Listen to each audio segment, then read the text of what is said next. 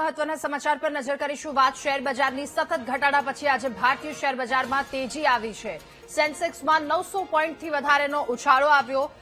19 March share બજારમાં હાહાકાર મચ્યો હતો. ફરી એક વખત શેર માર્કેટમાં તેજી. સેન્સેક્સ 75,000 પોઈન્ટ પર પહોંચ્યો.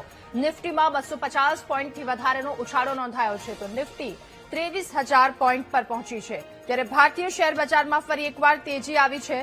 પશ્ચિમ એશિયામાં ચાલી રહેલા યુદ્ધ વચ્ચે તેલના ભાવમાં ઘટાડાથી વૈશ્વિક બજારોને થોડી રાહત મળી છે. ફરી એક વખત આ થોડો વધારો નોંધાયો. સેન્સેક્સમાં 900 પોઈન્ટથી વધારેનો ઉછાળો નોંધાયો છે.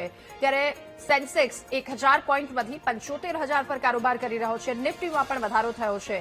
બેન્કિંગ, ઓટો શેર્સ કે જેમાં આજે સૌથી વધારે ખરીદી જોવા મળી રહી છે. 19 માર્ચની વાત કરીએ તો હાહાકાર મચ્યો હતો. ત્યારે સતત ઘટાડા પછી આજે ભારતીય શેર બજારમાં તેજી જોવા મળી. સેન્સેક્સમાં 900 પોઈન્ટથી વધારેનો ઉછાળો, તો સેન્સેક્સ 75,000 પોઈન્ટ પર પહોંચ્યો છે. આ સાથે નિફ્ટીમાં પણ ઉછાળો નોંધાયો છે. 250 પોઈન્ટથી વધારેનો ઉછાળો. નિફ્ટી 23,000 પોઈન્ટ પર હાલ પહોંચી છે. જોકે 19 માર્ચ શેર બજારમાં હાહાકાર મચ્યો હતો. એ પરિસ્થિતિ